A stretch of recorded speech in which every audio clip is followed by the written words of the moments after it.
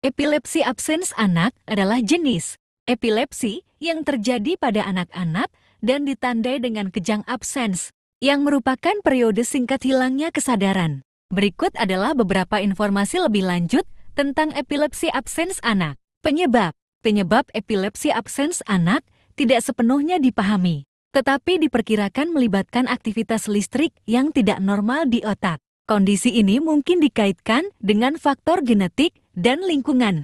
Gejala epilepsi absens anak biasanya muncul pada usia 4-10 tahun.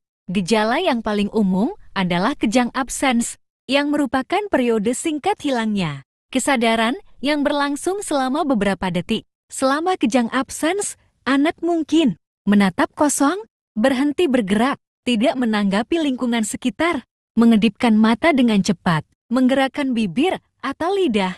Kejang absens biasanya terjadi beberapa kali sehari dan dapat terjadi kapan saja, tetapi lebih sering terjadi saat anak sedang beristirahat atau bosan. Anak-anak dengan epilepsi absens anak mungkin juga mengalami jenis kejang lain, seperti kejang tonik-klonik kejang besar.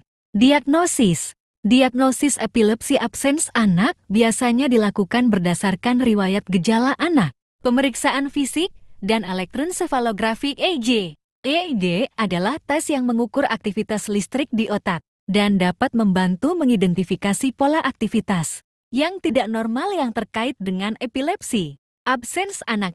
Pengobatan epilepsi absens anak biasanya dapat diobati dengan obat-obatan anti kejang. Obat-obatan yang paling umum digunakan untuk mengobati epilepsi absens anak meliputi etosuximida, obat yang secara khusus efektif untuk mengobati kejang absens; valproic acid, obat yang dapat efektif untuk mengobati berbagai jenis kejang, termasuk kejang absens; lamotrigine, obat yang dapat efektif untuk mengobati kejang absens dan jenis kejang lainnya. Dalam beberapa kasus, pembedahan mungkin diperlukan untuk mengobati epilepsi absens anak, terutama jika obat-obatan tidak efektif. Pencegahan, tidak ada cara untuk mencegah epilepsi absens anak.